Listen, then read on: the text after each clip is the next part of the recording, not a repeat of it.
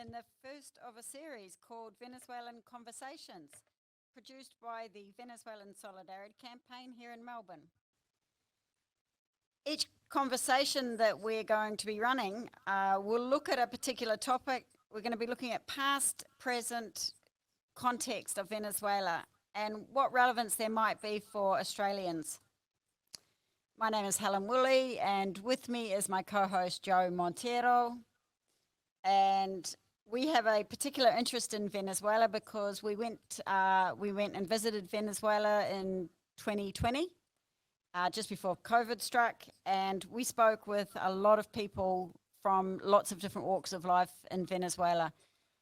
We spoke a lot with people from the grassroots movements, from the Comuna movement, which literally translated means communes, and we'll be discussing that later on. So for nearly 30 years, the name Hugo Chavez is associated with the new Venezuelan political landscape. So Joe, can you explain who he was and what his role was in the changes that occurred in Venezuela? Yes, he was a military officer. He responded to a situation, a crisis in Venezuelan society, which began before, but it really hit ahead in 1989, I should say, where the country's economy was in a bad position due to oil prices. Now, this is a long history in Venezuela as a one export economy. The government, with the support of the opposition, there was a party similar to the, I suppose, Liberal National Party here, another one, something like the Labor Party. They worked together. They both sought together a loan from the International Monetary Fund, which actually imposed really harsh conditions to pay that back. The prices of basic necessities went through the roof overnight. There was a lot of anger as a result, and an incident started a popular rebellion. And this was a woman who refused to pay a fare hike in a town near the capital, Caracas. And to cut a story short, the bus ended on its roof on fire, and the word got around, and within 3 hours, the country was in uproar. What happened next is what really changed the history of that country. I should say the police also went on strike. On that pretext, the government called out the army to repress. Now, the streets were filled with people. There were riots, but in 3 days, in Caracas alone, the capital, more than 3,000 people were killed. From that point on, Venezuela could not go back to where it was. And the population had to work hard to survive. I mean, people were not having enough, and that's what was behind it. They didn't have enough to eat. That was the bottom line. And they started to find ways, in conditions of repression, ongoing repression, they had to find ways to get together to get some basic food on the table for themselves and their families. So that began a series of cooperatives. The crisis continued. It didn't get better. It got worse. There was, by the end of the 90s, Hugo Chavez stood for president, won by landslide. Others didn't like it, but that's what happened. He became a national hero. He stood for change. He stood against the old neoliberalism, and he stood against corruption, which was rife at the time. It was understood. And I need to say, I just want to finish on this point because it is familiar to us, except on a much bigger scale there. Venezuelans had come to a position where they did not trust politicians. We understand what that's about. They won office in 1998. What was the first thing the Hugo Chavez government did? What initial changes did they make that made a big impact on the people? Well, there were two. One is that they encouraged the continuation of the Kumara or commune movement as a way of building the future. But they also, and this was an election promise, started working on a new constitution for the country. One which actually takes the power away from the elites and actually gives ordinary people a say in running the affairs of the nation and running their day-to-day affairs. There was already developing, there had already developed what we would call a comuna movement, or a movement based on communes. Can you explain what that is? Yeah, it developed over time. As I said, originally it was a movement for survival, because just think people were not getting basic services. There was people who lost their jobs in big numbers during that time, had no unemployment payments. The shops were bare, there was no food available, and other basic necessities. So people had to find ways of finding these things. It was a matter of survival. They had no choice.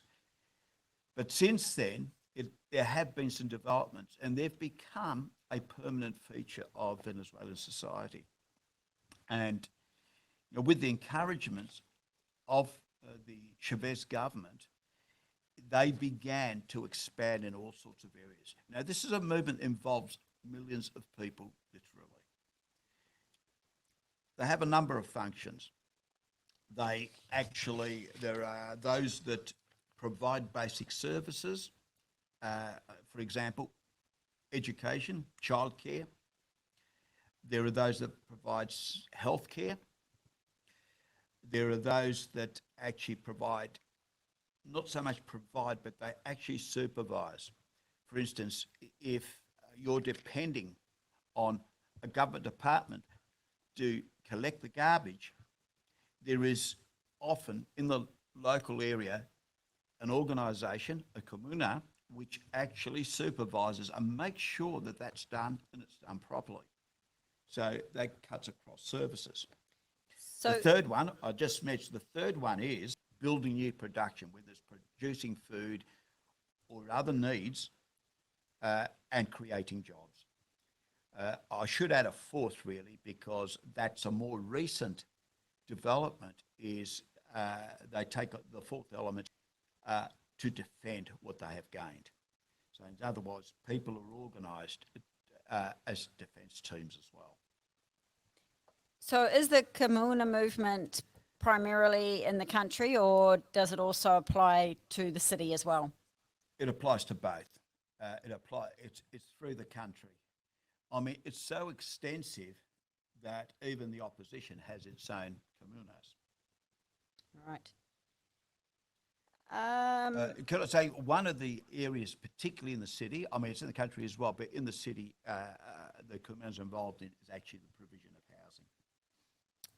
And I did read recently, actually, that the comunas were going to be in charge of ensuring that the houses that were built unsafely, because if you understand about Venezuela, a lot of the houses are built on really hillside environments, and some of them are built quite unsafe because people are desperately poor. They weren't getting any government help from the previous governments, and so a lot of those houses are built unsafe. The houses that have been there for a while and that are safely built, they are going to remain, and the comunas are the people that are going around looking at the houses and ensuring those are the ones that are safe, they'll remain, and those that are unsafe have to be pulled down, and new houses are being built by the current Venezuelan government. Yeah, because in like many other areas in house building, there was very little regulation and very little supervision, and people did their own. Some of them are a little bizarre. Yeah.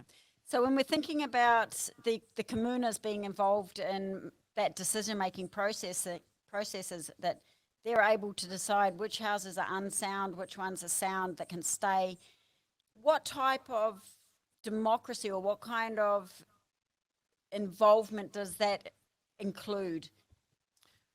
Or what does it mean for the people to be included in making those sorts of very serious kind of decisions that impact on communities, it impacts on the society in general, and how have they been empowered to be able to make those decisions? What type of structures are in place? Well, there are a couple of sides to this. One is that the fact that people are being involved gives them confidence. They get to know their neighbours, the people they work with, and they feel that they can actually do something. That can't be underestimated. It lifts morale. But it's also that, and it's written into the new constitution, that ordinary people have authority. They've got a say in things. And this also gives a great deal of confidence and a great optimism that, I have a say and I'm building the future with the people I'm with. And together we can have a better future. Structurally, the comunas, they're the basic comunas, and they can involve hundreds of people, or thousands, a single comuna. They have local groups of comunas where they elect representatives when they meet together, the local group of comunas, and so they work hand in hand. And they elect their own delegates to more regional groupings of comunas. And there is a move, the latest thing is to actually develop a national movement of comunas. So there's a lot of participation at all levels within them. Now, this is one of the things that emerged with Hugo Chavez and was taken a bit further by Nicolas Maduro, the current president, and his government, is to allow for a constitutional convention. And that was to ask people what they wanted. And so the Comuna movement essentially elected their own people, their delegates, into this convention. This is a work in progress. Now, under the Constitution and under some of the changes that have been put forward so far to make it even stronger, the Comuna movement, or the cooperative movement, is seen as a new and rising authority that increasingly they're seen as taking over the functions of government. So it's a kind of participatory democracy, kind of self-government, government of the people. That's what they're saying. Excellent. So quite obviously they have an election process that they go through. They have polling booths, they have opposition that will stand in elections. And so the process is very similar to what happens in Australia. But does that mean that there's a similar type of democracy that we have here in Australia? Well, I mean, one of the questions that has arisen there, and it comes up in other countries from time to time, and it's coming up more. I mean, this question in the United States about their democracy. They have an electoral process, sort of. In Venezuela, one thing which is a bit different, that electorates elect 2 members of parliament rather than 1. So they have a first past. Suppose the person who gets the highest vote gets in, and then they have a preferential system for the second one. That's how the fellow who's supported by Joe Biden in Washington, Juan Guaido, that's how he got in. So he got in on the basis not of getting the highest votes, but in the preferential system. But they're saying it's not enough, and they want the authority from the bottom. And one of the arguments is that it's not only the parliament. There's the court system and the bureaucracy who very much still with the old guard in many ways. There are some changes, but there are still some problems. And so there's a little bit of tension there, and there is a process coming from the base, pushing to move up the authority of the participatory democracy. We don't have any of that, we have to say, and we have that, and we've got the kind of democracy which we'll see again in a couple of months, where politicians will promise this and they'll promise that. Election day will come and go, and then they won't want to know us anymore. You know, they won't be asking us what we want, and the promises will tend to disappear on the next day. Is that democracy? Well, many people will say it's not really. So in Venezuela, is there a right of recall for politicians that maybe make those sorts of promises and then, or promise to do good things for their electorate, promise to work hard, promise to represent them properly? Is there a system of recall so that if those people don't do their job, they can be? Yeah, that's written into the Constitution, the current Constitution, that if a sufficient percentage of the electors are not happy with the person who was elected in terms of performance of their job, they can actually collect signatures and submit those. And if they've met the number of people they need to get, that person must stand down and there's a new election. And that includes the president. I should say that a section of the opposition at the moment have actually just tried to do this over with Nicolas Maduro. They wanted to stand down. They wanted him to stand down. The process just finished. Unfortunately for them, they weren't able to get the required number of signatures. My understanding is that Venezuela has 5 powers of government. People call Venezuela they call it undemocratic because it doesn't measure up with the democracy of the United States, apparently. And so they label it's the judiciary, the legislative, and executive powers.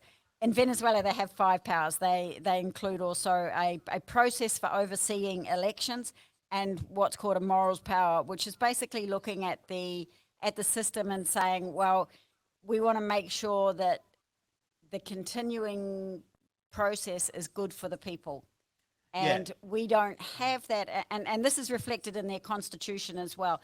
So we don't have that in our constitution at all. It doesn't deal with the issue of how do we keep society ticking along that's going to be really good for the everyday people. And I think that's an enormous difference compared to what's going on in Venezuela. Yeah, and that's rooted in the participatory side. Because how are you going to hold political leadership accountable unless those who are the electors or the people whose interests are supposed to be serving have the means to actually ensure that it happens? And now we get a lot of media comments about dictatorship and this and that, and somebody else should have won or really won and stuff like that, but it doesn't equate with the facts. We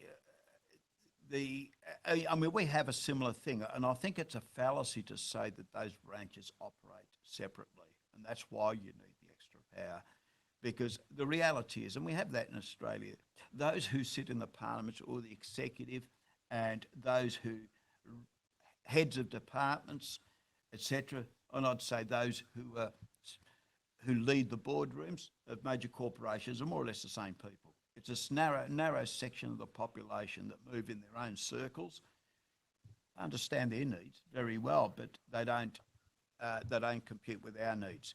So we need to be looking at that. One other thing that I suppose that shows a great deal of trust in the population is that under the Constitution again, the population got the right to overthrow those who don't work in the interest. Now, the fact is, it's one of the very, very few countries that's prepared to arm their own population and give them military training. You know, they have a militia, a civilian militia of well over 3 million people. Uh, they, the army has been changed. It is not an army that stands aloof. It actually identifies, it works with, it does things with the population. It doesn't sit in barracks miles away or kilometres away. So it's a very different situation, and we did experience that. We did, and because the changes happened there too, happened in the police force. It's affected the whole population, city and country. There, of course, there are people who don't like it. There always will be. You'll never get 100% consensus anywhere.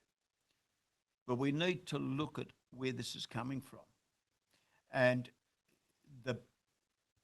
where the main opposition is amongst the wealthy elite of Venezuelan society. They are not only a wealthy elite, they actually live separately from everyone else. They tend to be European, lighter skinned, so there's a big race element traditionally there. You can see, you walk down the street, you say one side of the street are fancier houses, lighter skinned people. On the other side of the street, well, not so fancy houses, darker skinned people, and they don't cross the road to the other side. I mean, that's the reality there. Thankfully we're a bit different to that here. But we must also ask, do we, as Australian citizens, have the authority to supervise our political leaders, to ensure they keep their promises, to ensure they don't act corruptly? A few. There is the very idea that you don't have to be somebody with lots of money, a lot of university degrees, and so on, to actually be capable, to actually make a major contribution to society. Everyone does, and everyone can be recognised. The lesson is, when people work together, they are greater than their parts, and they can do amazing things. And we saw that time and time again, that no matter how tough things are, it is possible to survive. The lesson about who should have the authority is a big one, which applies really to every country. Why can't we have participatory democracy? In Venezuela, they call that socialism. If that's socialism, where's the problem? Exactly. Right, I was going to tell you a little bit about some of the people that we met, because Joe raised that and said, that we saw that the people there were running the country virtually, that they had the confidence to be part of what was happening to their society. The people that we met and spoke with were articulate, intelligent, educated, and knew a lot about their country. They knew a lot about what was occurring in their country at the present time. They also knew a lot about the direction of the future of that country. And when I'm telling you about the people that we met, they were farmers. They were people that worked the land. They were women that had never had the opportunity before to express themselves. And so there were layers of society that were expressing themselves so articulately and so intelligently, and with all of this wealth of knowledge that they'd gained over the last 30 years from being living under a democratic system. And when you look at that, and when I compare it to the education of the average Australian, we know very little about our past. We know very little about where we're going in terms of a country, and this brings to mind that I recently heard the leader of the opposition, Albanese, saying, I can't tell you what 2030 will look like, as a Labor Party representative, I can't tell you what 2030 will look like. I don't know. Surely the Labor Party should have something in place to say this is where we want Australian society to be by 2030. Even if they're not elected, at least they should be saying to the people, this is the direction we want to go in. But they can't do that because they can't guarantee us anything. So of course he can't say, by 2030 we want this, we want to achieve this. And that's the difference. In Venezuela, by 2030, if they've made a mandate to say that this is what's going to happen, you can guarantee by 2030 that's what will be happening. Yeah, attended meetings of community people, sometimes hundreds of people. And it was a bit overwhelming for us, but it was a great experience. And they're people who have not had a great deal. They've lived life hard for generations. The confidence is there. Now, one thing that these changes have brought about, one other thing is, this is a country, like many in that part of the world, where machismo is huge. The women stay home, do what they're told, and over 60% of leaders at all levels are women. Women participate in everything with the men. What's even more amazing, the men have come around to see, this is great. They support it. And, there was no sign of anybody grumbling about it. The only grumbles in a couple of places we heard was from some of the women who said, the blokes have got to, we've got to sort them out at home as well. They've got to do a little bit more looking after the kids, doing the cooking and cleaning at home. But that's a work in progress. That's what they told us. And we got, that was raised at a couple of meetings as well. And everybody laughed. But it was serious. It was a serious point. But the country's gone a long way in that respect. We mustn't leave out the Indigenous people of the country because they have much more than our Indigenous people. The Constitution has set parliamentary seats aside for Indigenous people. They have their own comunas. They have their own process. Only they elect them. Only their people stand. So they're guaranteed a share of everything. That's something that we could look at as well. And I do think I've read in the Constitution that any economic decisions made will not impact on the Indigenous people and on the Indigenous lands unless the okay is given by the Indigenous people. So it's a consultation process between the Indigenous people and the government, and it's written into the Constitution.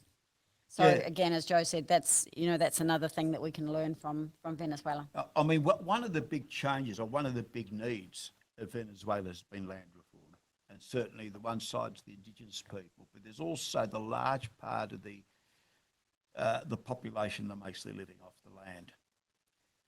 Till now, they've had little access.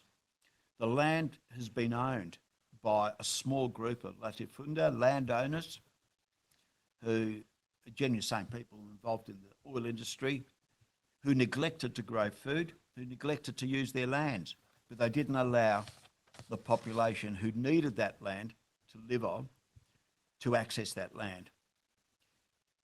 So now there's a law in place that,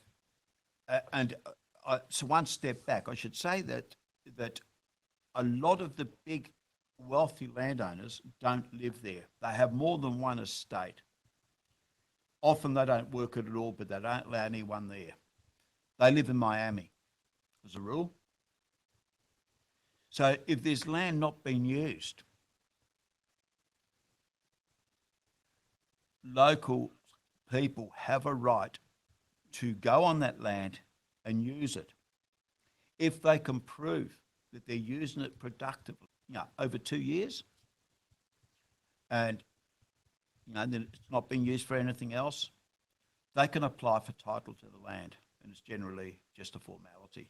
So, So that's been a huge change. You know, the peasantry of Venezuela now have access to land for the first time ever. And they can feed their families. And they don't only see it as feeding their families now, they see their involvement in the production of food as assistance to themselves and the wider community and the nation. So they know, and they work harder to do that little bit extra so they can feed people in the city in a conscious sort of way. That's a tremendous thing, to have that spirit that's there.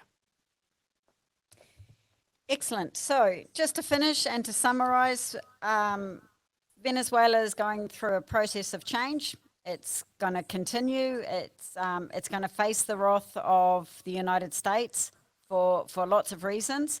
One of the arguments the United States puts forward is that it's an undemocratic system. So that's something that we've tried to tackle with you tonight, to talk about the democratic system in Venezuela.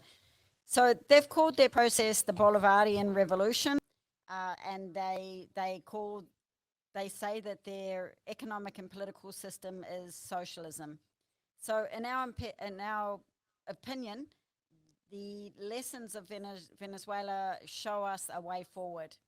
Not the same way forward necessarily, but a way forward. And that's the purpose of the conversations on Venezuela that we're going to be conducting over the coming months. So please join us for the next one. And thank you, Joe. It's been very enlightening. Thank you, Helen. And we will see you in a couple of weeks' time. Until then. Until then, good night.